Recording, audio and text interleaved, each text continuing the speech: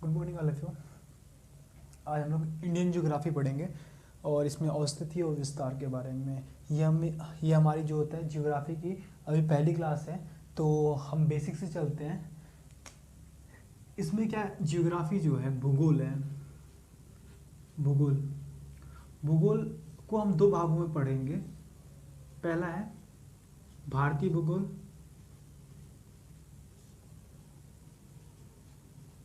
और नेक्स्ट दूसरा विश्व भूगोल। दूसरा हम लोग पढ़ेंगे विश्व भूगोल के बारे में।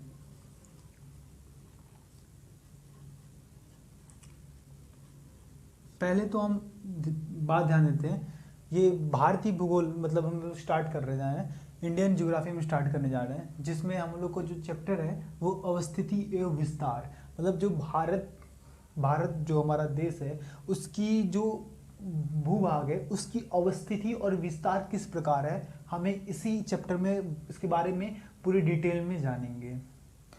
ठीक है, अब हम यहाँ पे इस चैप्टर के अंदर हमें क्या क्या पढ़ना होगा। इस चैप्टर के अंतर्गत हम लोग मतलब जानना होगा कि इनके क्षेत्रफल, भारत का क्षेत्रफल और अन्य राज्यों के क्षेत्रफल के बारे में जानेंगे। उसके बाद से हम ये जानेंगे कि ये कौन से अक्षांश पे, किस अक्षांश पे स्थित है, मानक रेखा क्या है।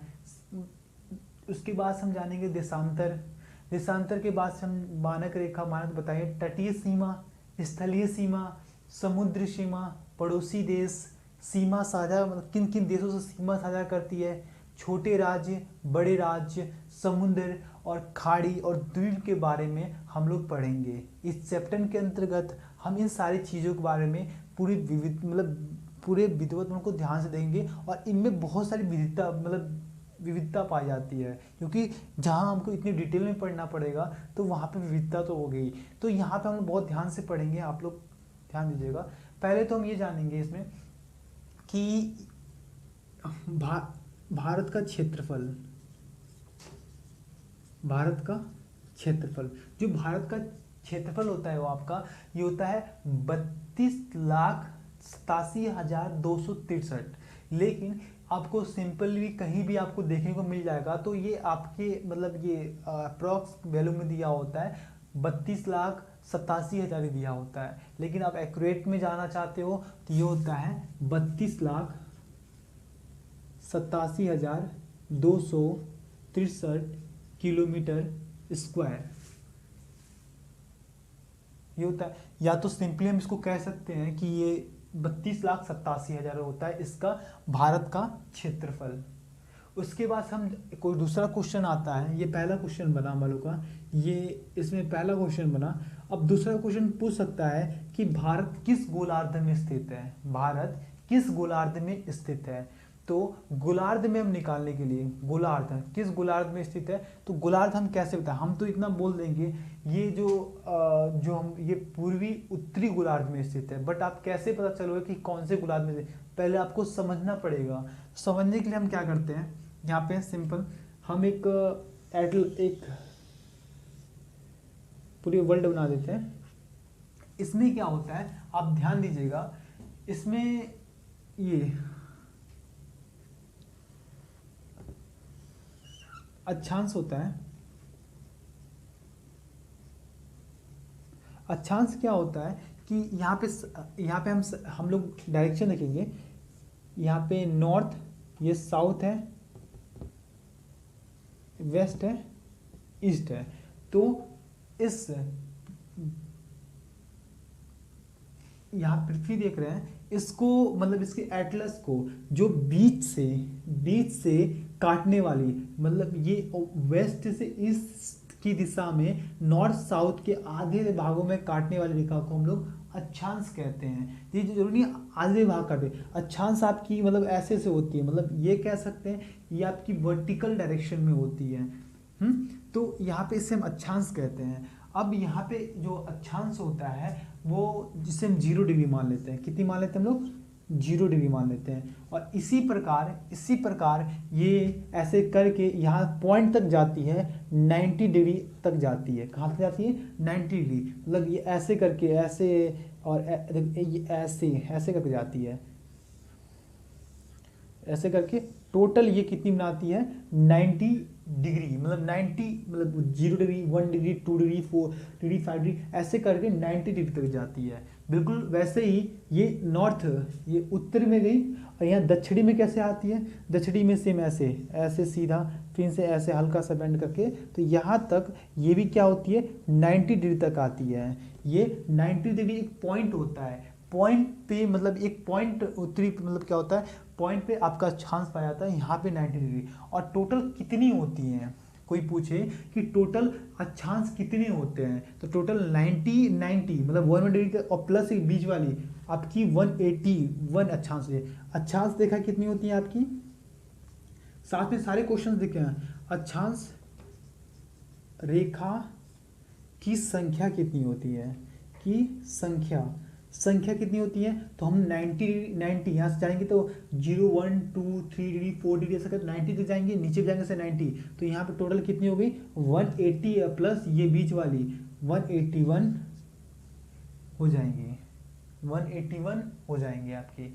अब आगे बढ़ते हैं, ये हो गया अक्षांश, मतलब ये ऐसे बांटती है वर्टिकली आपको डिवाइड करती है, ये सारी चीज़ समझ में आपको आ गया। ये हम यहाँ पे 0 डिग्री क्या करते हैं, उसके मध्य को हम 0 डिग्री अक्षांश ले लेते हैं, उसके बाद ऐसे उसमें 1 डिग्री 2 डिग्री 3 डिग्री हो जाता है। ये बात क्लियर हो गई। अब दूसरी बात हमें क्या ध्यान देना है इसमें, दूसरी बात अब हमें इसकी देशांतर रेखा हमको निकालनी है। देशांतर रेखा निकालने के लिए हम क्या करेंगे कि एक सर्कल लिए, एक ये सर्कल लिए आपका अर्थ है, अर्थ हो गया। अब यहाँ पे क्या करें, एक लंदन का आता है एक ग्रीन बीच। जैसे हम क्या करते हैं इसे क्या नॉर्थ से साउथ तक ये रेखाएं हमारी कट करती हैं, मान लीजिए रेखा नॉर्थ से साउथ तक कट कर रही है, नॉर्थ से साउथ है, तो यहाँ पे एक कंट्री है लंदन का एक प्लेस है, कौन सा प्लेस है, लंदन का एक प्लेस है, इसका नाम है आपका ग्रीन बीच नामक एक स्थान है, ठीक है, लंदन में। यहाँ पर इस स्थान को हम लोग 0 डिग्री मानते हैं, क्या मानते हैं 0 डिग्री देशांतर मानते हैं, देशांतर माना जाता है।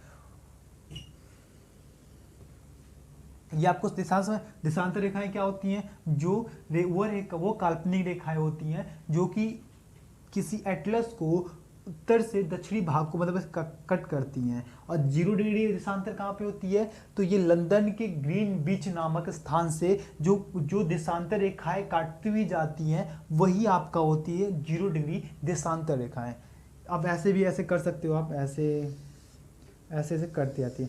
अच्छा, इसकी संख्याएं की ऐसे कितनी हो कि ऐसे कहाँ तक जाती हैं, कितनी हो जाती हैं, तो ये टोटल 360 डिग्री तक होती है। कितनी होती है ये 0 डिग्री 1 2 3 4 5 6 ऐसे पूरी ये टोटल 360 डिग्री रोटेट करती हैं। मतलब ये कितनी डिग्री रोटेट करती हैं 360 डिग्री। और इसकी डायरेक्शन की कैसे मूवमेंट होती है, जो आपकी अर्थ होती है वो आपकी डायरेक्शन इसकी मूवमेंट होती है वो वेस्ट टू ईस्ट होती है, वेस्ट टू ईस्ट में इसकी मूवमेंट होती है, जो पृथ्वी घूमती है वेस्ट से ईस्ट की ओर। और यहाँ पे ये 0 डिग्री और इसका टोटल कितने डिग्री होते हैं 360 डिग्री होती है, टोटल 360 डिग्री होते हैं। तो 360 मतलब तो कितनी देशांतर हुए, प्रत्येक मतलब कि देशांतर एक दूसरे पे 1 डिग्री पे अवस्थित होती है। तो यहाँ पे हम कह सकते हैं टोटल 360 इसके देशांतर रेखाएं होंगी। कितनी सारे 360 देशांतर रेखाएं होंगी, आपकी देशांतर रेखाएं होंगी। यहाँ पे हम लोग 90 180 हुआ था, 180 प्लस ये बीच वाली 181 रेखाएं हुई थी, यहाँ पे 360 आपकी देशांतर रेखाएं बनती हैं। अब हम एक बात आपसे क्वेश्चन पूछना चाहेंगे आपसे। अब हम किस क्वेश्चन पे थे कि इसका ये भारत की मतलब कि अवस्थिति क्या है, अवस्थिति पे आते हैं हम, अक्षांश और देशांतर पे चले गए थे। चलिए अब थोड़ा सा अवस्थिति पे आते हैं, क्या चीज़ें होती है। ये आपकी ये आपका एटलस हो गया, जो अक्षांश रेखाएं काटती हैं, अक्षांश जो रेखा काटती हैं, इसलिए मैं अक्षांश पहले बता दिया। जो उसका नॉर्थ ऊपरी हिस्सा होता है, ठीक है, उससे हम लोग उत्तरी गोलार्ध, क्या कहते हैं इसे, उत्तरी गोलार्ध कहते हैं। और अक्षांश की जो निचला हिस्सा होता है उसे हम बोलते हैं दक्षिणी गोलार्ध, दक्षिणी गोलार्ध। अब किसी क्वेश्चंस में अगर आता है, किसी क्वेश्चन में पूछा जाता है कि भारत किस गोलार्ध में स्थित है, यदि उसमें दिया होगा उत्तरी, दक्षिणी, पूर्वी, पश्चिमी, तो आप सीधे उत्तरी गोलार्ध मारोगे। लेकिन एक और बात ध्यान देना कि ये उत्तरी गोलार्ध में हम नहीं बोलते हैं, हम ऐसा बोलते उत्तरी पूर्वी गोलार्ध बोलते हैं। यदि आपको ऑप्शन में मिले, ऑप्शन में ये मिलने को देखने को मिले आपको कि केवल उत्तरी, दक्षिणी, पूर्वी, पश्चिमी दिया हो, तो आप उत्तरी गोलार्ध मार दोगे। लेकिन हाँ, एक और बात ध्यान दें, जो हमारे देशांतर रेखाएं होती हैं, कौन सी रेखाएं होती हैं? देशांतर रेखाएं होती है, इनको भी दो भागों में बांटती हैं। कौन कौन से? तो ये आपकी पूर्वी गोलार्ध, ये पश्चिमी, इस साइड आपकी पश्चिमी गोलार्ध। कौन से गोलार्ध होगा?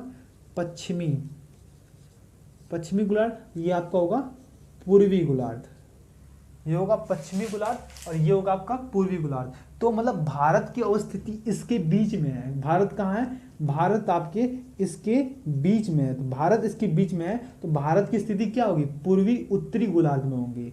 ध्यान से सुनिएगा, मेरा कहने का तात्पर्य क्या है कि जो एटलस को, जो अक्षांश रेखा होती है, उसे दो भागों में बांट देती है, उत्तरी गोलार्ध और दक्षिणी गोलार्ध।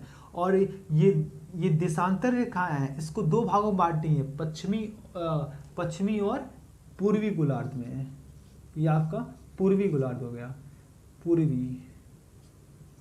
पूर्वी गोलार्ध हो गया। अब हम बात ध्यान देंगे, ये हो गया। तो भारत कहाँ अवस्थित है? यहाँ स्थित कहाँ पे है आपका भारत? यहीं पे आपका भारत है। तो भारत यहाँ पे, भारत किस गोलार्ध में होगा? उत्तरी और पूर्वी गोलार्ध। हम लोग से क्या बोलते हैं? उत्तरी पूर्वी गोलार्ध में स्थित है। एक और क्वेश्चन आपको आ गया होगा कि भारत की आपकी मतलब स्थिति आप जान गए हो किस गोलार्ध में से, आप ले जाएंगे। अब हम यहाँ पे ध्यान देंगे, इतना आपको क्लियर हो गया, इतना क्लियर हो गया, ठीक है। अब हम इसके बारे में एक बात और जानेंगे। अब इतना तो अब इसके बाद अक्षांश, मतलब क्या होते हैं देश, इसकी अक्षांश मतलब भारत की है स्थिति, मतलब स्थिति क्या है, इसकी कितने डिग्री अक्षांश पे स्थित है, कितने देशांतर इस पे स्थित है, इसके बारे में हम जानते हैं।